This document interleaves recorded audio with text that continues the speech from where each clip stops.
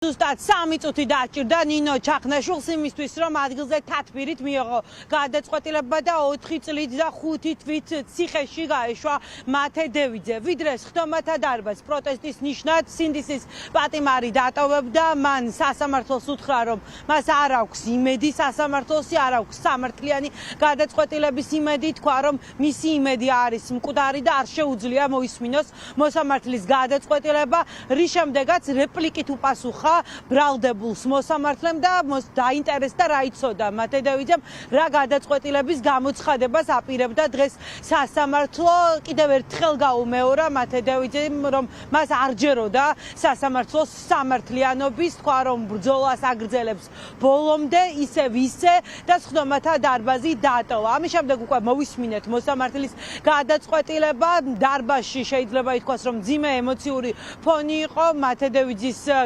საქმეზე საბოლოო გადაწყვეტილების გამოცხადებას მისი მეგობრები, ოჯახის წევრები და ბებია ესწრებოდნენ. ბუნებრივია დარბაზში პრაქტიკულად ყველა ტიროდა. შემდეგ უკვე გაკეთდა მათი მხრიდანაც შეფასებები. მათე დევიძემ საბოლოო სიტყვა გამოიყენა იმისთვის, რომ ეპასუხა ქართული ოცნების პროპაგანდისტვის შეწყალებასთან დაკავშირებით, აღნიშნა, რომ ის არანაირ შეწყალებას არ მიიღებს, მას არ ჭირდება შეწყალება, არ არის დამნაშავე. ხალხის მიერ რეჟიმად გამოცხადებულმა ხელისუფლებამ ჯერ მოძალადედ გამოაცხადა, შემდეგ მოღალატედ და ახლას თავაზობენ, რომ მიმართოს შეწყალებით ქართული ოცნების დანიშნულ პრეზიდენტს. მიმიფურთხებია შეწყალებისთვის. ეს იყო სათქმელი დევიძის დღეს განსაჯელის კამიდა. ჩვენ შეგვიძლია ახლა ტელეგრამ არხზე გავრცელებული დასკვნითი სიტყვის ფრაგმენტი მოვისმინოთ, რომელიც სხდომათა დარბაზში სინდისის პატიმარმა თქვა.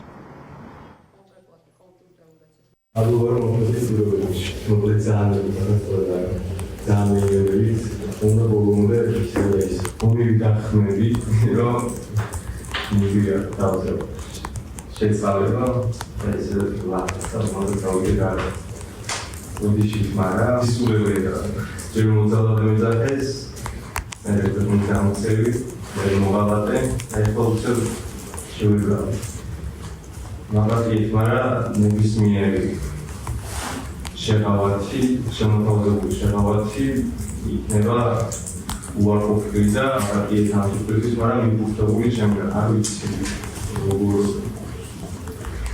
ნაირად გამოუწეს, მაგრამ განსხვავებული არის ოფიცის ქსელები. მე ვზივარ ციხეში, რასაც უბრალოდ ხალხი სცემდეს და საფუჩეს ყველანაირი ურთიერთობა ინსტრუქციის საფუძველი, ასე ვთქვათ, თითქმის წყალზე არის ფული გამოსთან ჩიპი. როცა არაფერი არ იჯავს ხელში და არაფერი არ გაქვს ისეთი და ხალხის, რომელიც ისე ისე როგორც მე შევექცევს ბრძოლა იქნება ბოლომდე, ყველაზე გამოსული და მას მე სიმინე გრამავს, უიღია და სამართლიანი და ისე ვარ დავწერე. შენ უძარია. ეს შესაძლოა გორები ამ დასაწყისში ვიზაიზე. ამჯერად სამართლიანი. ეგობრებო. ალბათ კიდევ ვიღანა გახავთ. უყურებთ პროევით და გამარჯვებამდე ბოლომდე. მათე დევიძის მსგავსად მისი ოჯახის წევრებიც უარსეუბნებიან ქართულ ოცნებას და მათ მიერ დანიშნულ პრეზიდენტს შეწყალებაზე.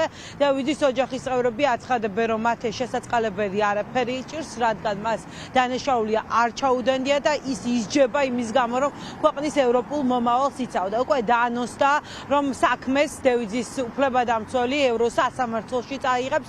პირველი და მეორე ინსტანციის გადაწყვეტილებები უკვე ცნობილია. ახლა უზენაესმა სასამართლომ უნდა მიიღოს გადაწყვეტილება, როგორც ომარ ფურცელაძემ ჩვენთან საუბრისას განაცხადა. არაერთი კანონდარღვევა იკვეთება ამ საქმესთან დაკავშირებით. მოხდა კანონდარღვევით მათეს დაკავება, საპროცესო ნორმები იყო დარღვეული. ამასთან ერთად არ არსებობს პირდაპირ მტკიცებულებები იმის დამადასტურებლად, რომ მისი მხრიდან ძალადობას პოლიციელზე ნამდვილად ჰქონდა ადგილი. ამიტომ ადვოკატი ანონსებს, რომ საქმე აუცილებლად სტრასბურგში წავა. შეწყალება რატო უნდა გაკეთდეს, იმიტომ რომ ეგ არ არის არანაირი დამნაშავე, არ ითვლება დამნაშავედ და დამნაშავეთას თვლიან. და შეწყალებას ეგ არ გააკეთებს, იმიტომ რომ არ უნდა თქვას, რატო უნდა თქვას.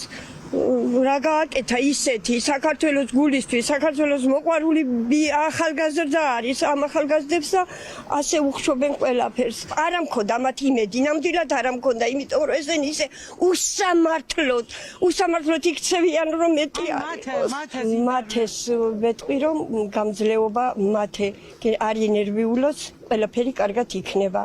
არ დავანებებთ თავსა. ბოლომდე ვიბრძოლებთ ნამდვილად მაგის გულისთვის. პირადად მე არ გავანებებ თავს. დათმობაზე წასვლა არ იქნება ჩვენი მხრიდან.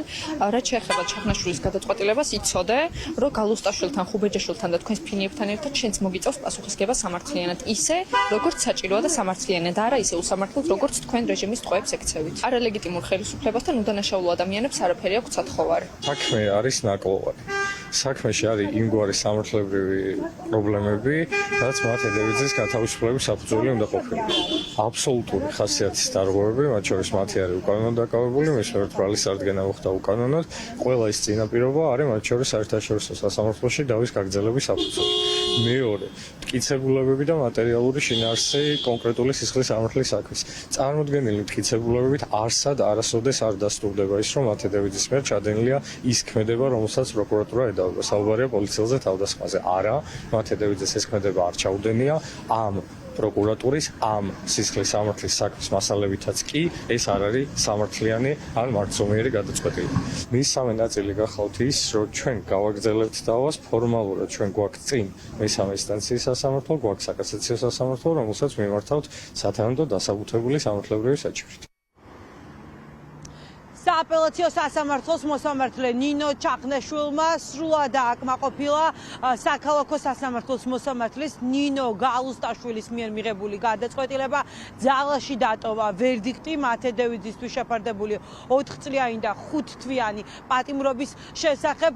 დღეს პროკურატურა ითხოვდა, რომ მათე დევიძისთვის სასჯელი დამძიმებულიყო, თუმცა პროკურატურის ეს შუამდგომლობა არ დააკმაყოფილა სააპელაციო სასამართლომ და არც ის დააკმაყოფილა, რომ უკანონოდ ყავდა ნინო გალუსტაშვილს ციხეში გაშვებული 4 წლით და 5 თვით მათე დევიძე.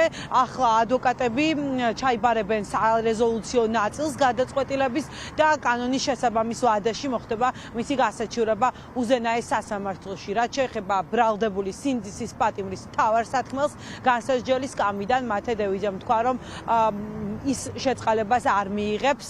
შემიფურთხებია შეწყალებისთვის, ეს იყო სწორედ მათე დევიძის მთავარი სიტყვები დღეს ხტომათა დარბაზში.